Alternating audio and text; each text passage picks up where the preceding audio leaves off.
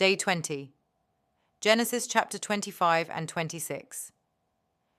Before we begin with the whispers for the day, have you asked yourself these questions recently? How do I grow? How do I do better than before? How do I avoid repeating old mistakes? Well, you may get the answers through the family tension, forgotten wells, quiet persistence, and unexpected peace we read about today. The Bible says of Ishmael's descendants, they settled in the area from Havilah to Shur, and they lived in hostility toward all the tribes related to them. The tension that began with Abraham, Sarah, Hagar, and Ishmael didn't end with them. It became a pattern passed down through generations. Unresolved issues don't disappear, they spread. If bitterness, rivalry, or resentment is left untreated, it rarely stays private. It shows up in families, workplaces, churches, and communities. Growth sometimes begins with courageously saying, "It ends with me." In verse 27, we compare Esau and Jacob.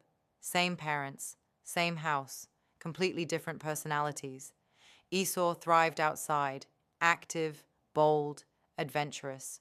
Jacob thrived inside, quiet, reflective, observant. Yet trouble came when comparison entered the picture. Esau despised his birthright because he valued the present moment over long-term blessing. He lost it because he was unprepared in a moment of weakness, while Jacob valued the future but went about it in the wrong way. Not everyone is built like you, and that's not a weakness. In a world that celebrates loud success, quiet diligence is often overlooked.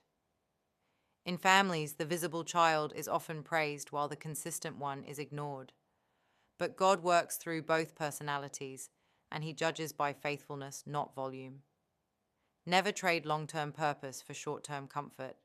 Never make life-defining choices when you are emotionally, spiritually, or physically drained. Then we come across what the Philistines did to the wells. So painful. Wells were not decoration. They were survival, water, life, future. The Philistines didn't dig their own wells. They blocked someone else's. Sometimes opposition doesn't come as attack. It comes as obstruction. People may dismiss what once worked for you, undermine your progress, try to erase your legacy, and often it's rooted in envy, not logic. But notice Isaac's response. He didn't fight. He didn't insult. He didn't give up. He dug again. Not every battle is meant to be fought. Some victories come from persistence, not confrontation. So keep digging. There is a well with your name on it, where peace will meet provision. Isaac planted crops during a famine and reaped 100-fold. Let that sink in.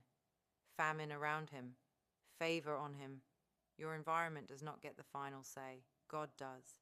However, prosperity requires obedience, patience, and trust. So don't postpone obedience until conditions improve, because sometimes obedience creates the improvement that you seek.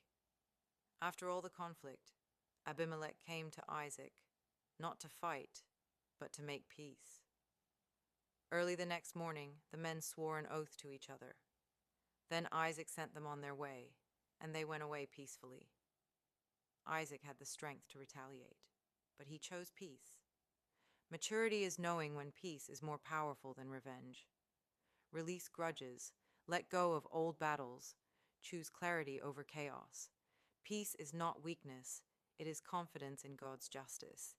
Genesis 25 and 26 remind us that growth is rarely loud. It looks like digging again, waiting patiently, choosing peace, honoring long-term purpose. You don't need to rush. You don't need to compete. You don't need to fight every battle. Just keep digging. God still gives room to flourish.